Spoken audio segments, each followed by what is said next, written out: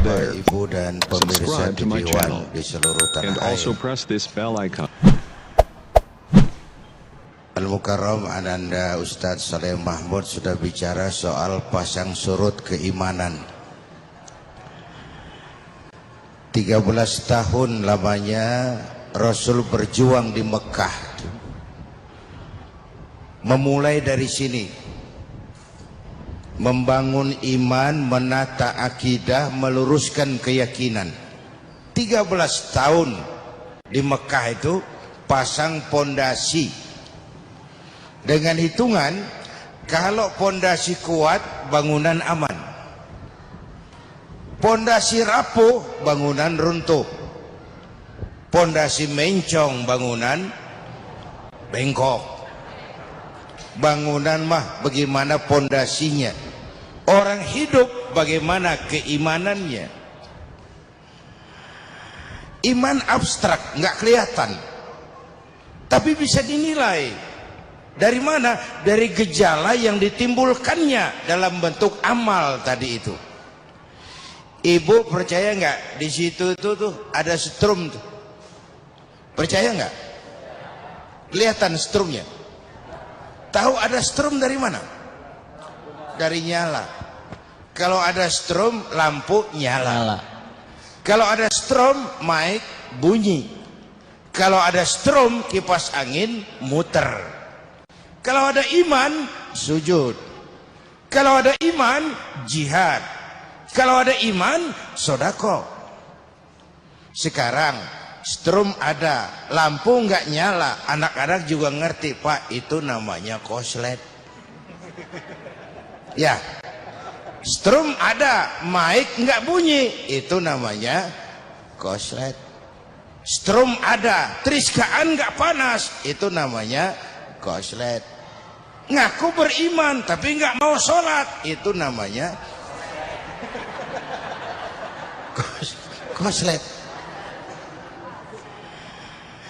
Ini intan paling mahal, ini mutiara paling berharga, iman. Boleh saja zaman berubah, tapi akidah nggak boleh goyah. Silahkan saja masa berganti, tapi iman jangan sampai mati. Nah, mari kita lihat. Al-Imam Abu Hanifah bilang iman itu 4 macam. Kita masuk yang mana? Ayo kita periksa. Berapa macam, Bu? Berapa? 4 apa? 4 macam. Macam apa? Macam 4 loh. Gua bolak-balik pusing diri deh lo. Yang pertama ada imanun yazidu wala yankusu. Ada iman yang tambah terus, nggak pernah kurang. Ini contoh buat kita. Tambah dan nggak pernah kurang. Ini siapa? Imanul anbiya wal mursalin. Imannya para nabi, imannya para rasul. Buka sejarah, nggak ada nabi yang dianak emaskan. Semua diuji, dicoba, macam-macam penderitaan dalam berjuang menegakkan keyakinan. Tapi makin berat ujian, makin berat perjuangan, makin mantap iman. Belum pernah kita baca sejarah ada nabi minta berhenti. Nggak kuat Tuhan, bubar aja lah. Nggak. Makin dihantam cobaan, makin kuat iman. Ini iman yang harus kita contoh. Kan ujian yang paling berat yang menimpa para nabi. Di bawah itu para aulia, para wali. Di bawah itu baru para ulama. Ke bawah dan ke bawah diuji tiap orang menurut kekuatan imannya, menurut keteguhannya berpegang kepada agama. Makin tinggi iman, makin besar bisikan iblisnya. Jadi kalau kita ini iman tipisan, yang goda tuh iblis recehan aja. Ini yang begini gua senggol juga miring nih. Udah, iblisnya kecil-kecilan aja. Tapi makin tinggi kualitas iman, makin berat juga iblisnya itu. Bapak Ibu dan pemirsa TV One, jadi pada tingkat pertama tertinggi, iman yang terus bertambah dan tidak pernah berkurang. Kesitulah kita mencontoh. imannya para nabi dan para rasul. Yang kedua, ada iman itu yang la yazidu wa la yankusu, tidak bertambah, tidak juga berkurang. Ini namanya iman stabil. Dari dulu sampai gini hari imannya begitu aja, dari tahun atu sampai sekarang begitu aja imannya, tambah enggak, kurang enggak. Iman jenis apa ini? Ini imannya para malaikat. Dari dulu ya gitu aja, tidak bertambah, tidak juga berkurang. Karena indikasi berkurang dan bertambah dengan amal dan maksiat. Berkurang karena maksiat, bertambah karena amal kebajikan. Nah, malaikat nggak nambah tuh amalnya. Ada malaikat yang sejak diciptakan disuruh tasbih, tasbih aja, yang lain nggak. Ada malaikat yang sejak diciptakan disuruh nyabut nyawa, nyawa aja dibedolin, yang lain nggak. Ada malaikat yang sejak ditugaskan disuruh ya nyampein wahyu, wahyu aja urusannya, yang lain nggak. Tapi malaikat juga imannya nggak berkurang. Kenapa? Nggak ada kecenderungan maksiat. Nggak pernah Jibril kita dengar korupsi ayat. Wah, nih ayat bagus nih, gue pakai sendiri aja nih, nggak usah sampein sama Muhammad. Nggak pernah. Malaikat maut nggak pernah salah. Orang belum mestinya mati dimatiin karena nggak demen. Nggak. Statis, stabil. Dari dulu sampai sekarang imannya seperti itu saja, tambah tidak, kurang pun juga tidak. Ini jenis yang kedua. Yang ketiga, imanun yazidu wa yankusu, kelas iman yang bisa bertambah, bisa juga berkurang, kadang naik, kadang juga turun. Ini umumnya kita. Kadang-kadang iman naik, gua keluar dari masjid, Masya Allah, la ilaha illallah, naik. Kadang-kadang iman turun 3 bulan nggak ke masjid. Mengalami grafik pasang surut, naik turun. Itulah romantikanya. Itulah perlunya menjaga nilai keimanan itu. Kalau dia turun jangan sampai terlalu drastis. Syukur bisa naik dan itu perlu tahapan. Paling tidak kita bercermin dari kehidupan para nabi dan rasul, bagaimana ketika mereka menghadapi tantangan dan cobaan iman. Jangan disangka loh kalau kita bilang saya beriman kepada Allah lalu welcome, itu enggak tuh. Jangan dikira kalau kita bilang saya hamba Allah lalu Allah bilang iya deh lu hamba gua. Enggak tuh. Akan datang cobaan, akan datang ujian, menguji kehambaan kita, menguji keimanan kita. Ahasiban nas ayyutraku ayyakuru amanna wa hum la yuftanun. Apa manusia menyangka mereka akan dibiarkan saja mengucapkan kami iman, padahal mereka belum diuji lebih dulu. Pada waktu menghadapi ujian itulah kelihatan pasang surut keimanan. Ya kalau diuji sama yang enak sih lumayan. Saat diuji sama yang enggak enak, wa nabluukum bil khairi wasyarri, kami akan coba, kami akan uji imanmu dengan yang enak dan dengan yang tidak enak. Jangan cuma bilang miskin ujian, kaya itu cobaan. Jangan cuma bilang sakit cobaan, sehat itu ujian. Jangan bilang dipecat saja ujian, naik pangkat cobaan. Kita sering lulus diuji dengan yang enak, tapi gagal diuji dengan yang enggak enak. Atau sebaliknya, lulus diuji dengan yang enak, tapi gagal diuji dengan yang enggak enak. Punya duit, cobaan, banyak duit, ujian. Tapi belum pernah saya dengar orang ngomong, Ustadz, saya lagi diuji sama Allah. Kenapa Pak? Duit saya lagi banyak. Belum pernah. Kalau sudah bangkrut, kere, kismin tuh bapaknya miskin. Baru merasa diuji. Para nabi dan para rasul sudah menghadapi itu. dalam berjuang, yang diuji berhadapan dengan anaknya, dengan bapaknya, dengan istrinya, dengan umat yang kelewat bandel, dengan segala macam fitnahan, lolos, naik grafik keimanannya. Jadi ini klasifikasi yang ketiga. Yang keempat, ada iman yang paling jelek, imanun yankusu wala yazid, iman yang kurang terus dan gak pernah tambah. Umumnya orang munafik itu ada iman, tapi karena imannya pura-pura, makin terkikis, akhirnya habis sama sekali. Astaghfirullah Rabbal baraya, astaghfirullah minal khutaya.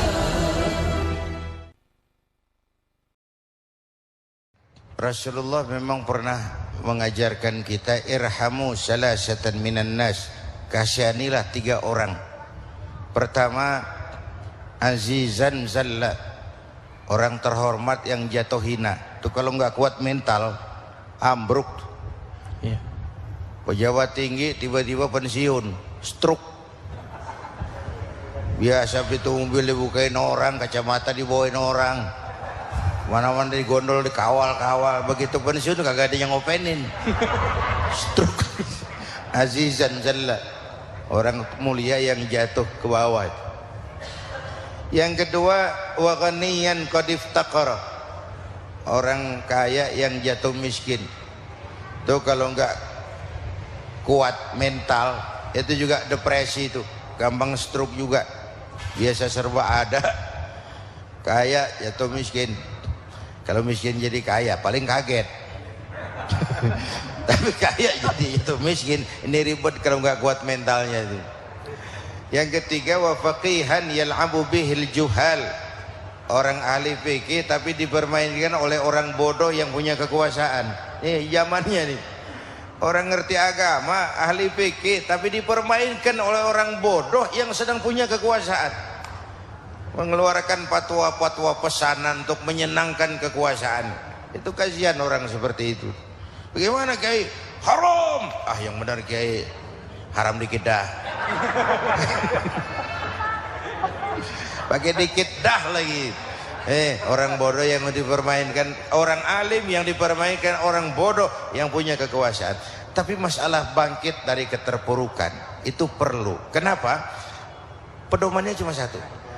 Kita percaya bahwa apapun yang terjadi pada diri kita sekarang ini, itulah yang baik menurut Allah.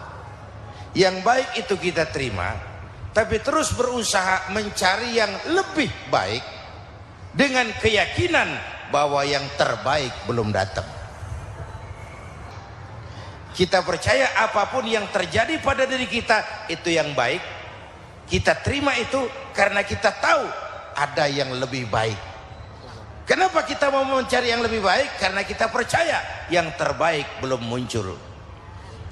Terus berarah kepada yang sesuatu yang jadi lebih terus baik. Optimis gitu ya Kiai? Harus optimis, karena orang yang pesimis, orang yang sudah ngubur kakinya sebelah sebelum melangkah. Orang yang pesimis, orang yang sudah ngubur sebelah kakinya sebelum melangkah. Belum apa-apa udah nggak pede, susah jadi. Itu sebabnya Rasulullah mengajarkan satu doa, kita bermohon kepada Allah dari sikap lemah hati. Minal ajzi wal kasal, lemah hati dan malas. Itu kan sikap, kalau sudah lemah hati dan malas, itu sudah kita tidak akan bisa melakukan apapun. Kalau itu sudah sumbernya. Kalau mengacu kepada konsep keagamaan, memang awal wajibin alal insan, yang pertama wajib diketahui manusia adalah mengenal Tuhannya. Itu yang pertama. Jadi bagaimana menanamkan keimanan kepada anak-anak kita secara dini, sebelum dia kenal matematika, sebelum dia kenal IPA, sebelum dia kenal bahasa Inggris, yang pertama dia kenal Allah adalah Tuhannya. Itu saja dulu ya. Allah adalah Tuhannya. Dari situ lalu berkembang menjadi pola dasar keimanan. Karena dalam Islam perintah Iqra tidak pisah dengan Bismi Rabbika ya. Bacalah tapi dengan nama Tuhanmu. ilmu pengetahuan harus dilandasi atas dasar keimanan. Itu bahasa yang sering saya sampaikan, ibu mendingan mana? Punya anak pinter tapi kagak bener, sama punya anak bener tapi kagak pinter? Ayo, mendingan mana ya? Bu, yang mana bu? Yang paling mendingan mah punya anak biar pinter asal bener. Ya, biar pinter asal Bener. nah, supaya pinter anak sekolahin. Anak sekolahin. Gelang doang digedein lu. Supaya pinter anak sekolahin. Bapakmu coba tamat SD nak, kau sarjana. Bapakmu coba jadi RT, kau jadi camat. Anak-anak kita harus lebih baik dari kita. Supaya benar iman tanamkan di hatinya mulai sejak dini. Oleh karena itu, pada kesempatan ini mari kita merenung tentang harta kita yang paling berharga, yang namanya iman. Tentang milik kita yang nilainya tidak ternilai, yaitu yang sesuatu yang bernama iman. Jaga baik-baik, wariskan kepada anak-anak kita, karena mereka juga adalah masa depan kita. Pemirsa yang dirahmati Allah, demikian Indonesia Mengenangmu untuk kesempatan kali ini. Mudah-mudahan kita termasuk umat pilihan Allah, umat yang dipilih untuk mendapatkan ridhonya. Karena tak ada hadiah seindah apapun di dunia ini yang mampu menandingi hadiah Allah berupa ridha Allah dalam kehidupan kita. Mohon maaf atas segala kekurangan dan kesalahan. Assalamualaikum warahmatullahi wabarakatuh. Bapak Ibu dan hadirin, mari kita berdoa. Kita awali dengan Fatihah. Semoga ibadah Ramadan yang sudah kita kerjakan diterima Allah, yang masih akan kita kerjakan diberikan kekuatan zahir dan batin untuk dapat kita laksanakan dengan sebaik-baiknya. Ala hadziniyah al-Fatihah. Bismillahirrahmanirrahim. Alhamdulillah rabbil alamin. Allahumma salli wa sallim wa barik ala sayyidina Muhammadin wa ala alihi wa sahbihi ajma'in. Allahumma rabbana taqabbal minna salatana, siyamana, qiyamana, takhashu'ana wa ta'ambudana wa tammim taksirana ya arhamar rahimin. Allahumma ij'alna minas su'ada'il makbulin wa la taj'alna minal ashqiya'il mardudin.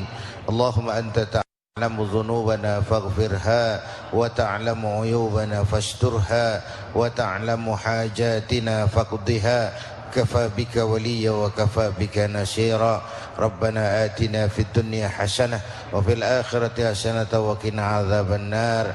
Sama-sama kita istighfar. Astaghfirullah Rabbal baraya, astaghfirullah minal khataya, astaghfirullah Rabbal baraya, astaghfirullah minal khataya, astaghfirullah Rabbal baraya, astaghfirullah. Subscribe to my channel and also press this bell icon.